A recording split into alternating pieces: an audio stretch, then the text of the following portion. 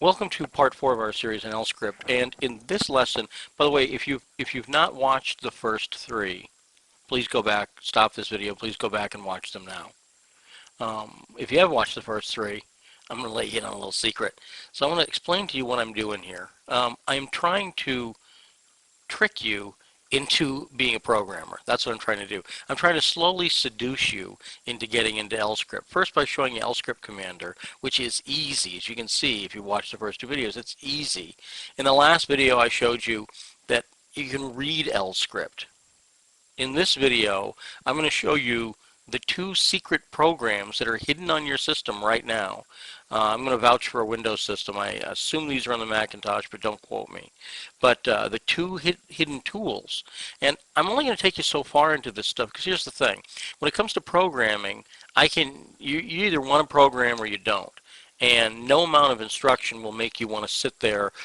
Programming is specifically, it's a lot of bugs and minor syntax errors and problem solving.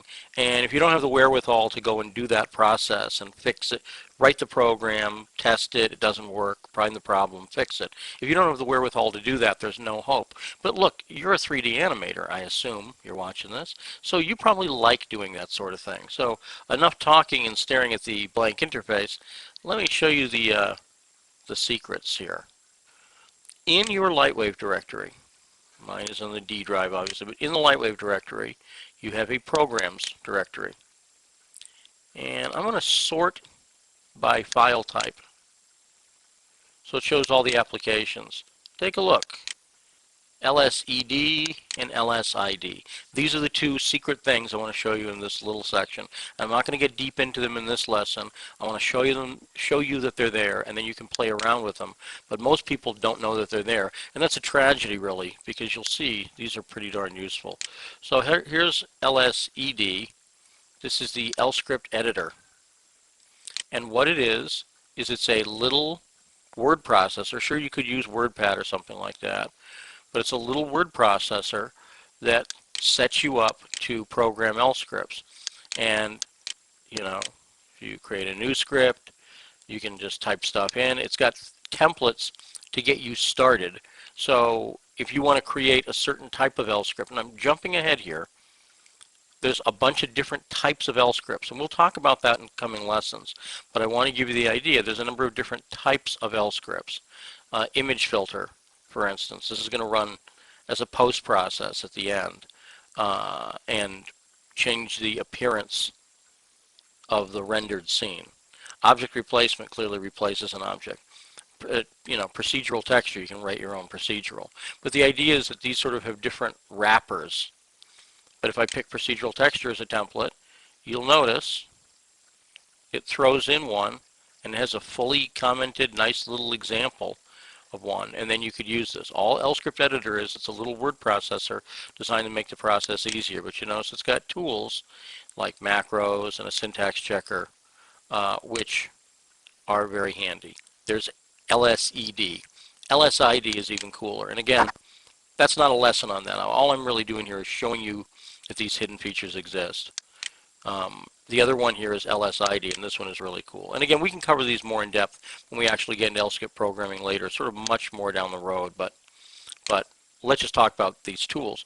This is the LScript Interface Designer, and this is pretty badass.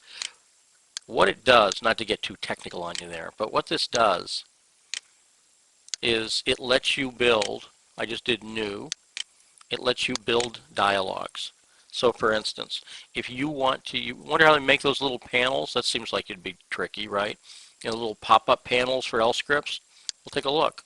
This is where you can do things like add buttons or text input or a number. Let's add a color request. There's a whole, let me bring this up so you can see these. I'm just rearranging the windows so you can see them in this movie, but take a look. Here's all the different components here.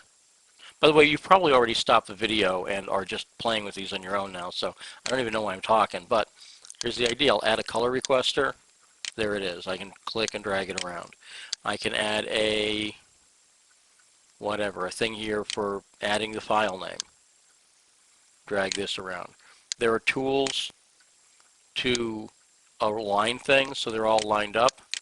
So if you have stuff selected. I just was holding down Shift, so I've multi-selected these tools. I can use the aligner to align them left, right, and so on. That would be handy. What these do is these are actually, this is not just, it's sort of a WYSIWYG way of building panels, and you're starting to get the idea, but it actually, they're all editable. So for instance, I can open this up and change the label to read, you know, save as whatever. You get the idea. I change the label there. If I double click on this, it pops up these little size gadgets so I can make this bigger or smaller or whatever I want to. That's very handy. But the cool thing about this is it'll export modeler LScript, layout LScript, panels if you're one of those 100 people in the world who can write to the LightWave SDK. But you see the idea here.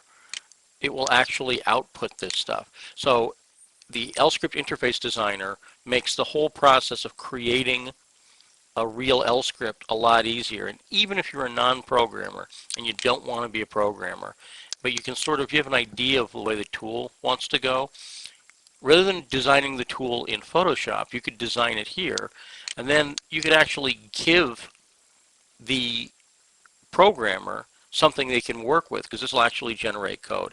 So those are the two secret programs, and again, this is just a taste of them to get you into it and for you to realize that they're there.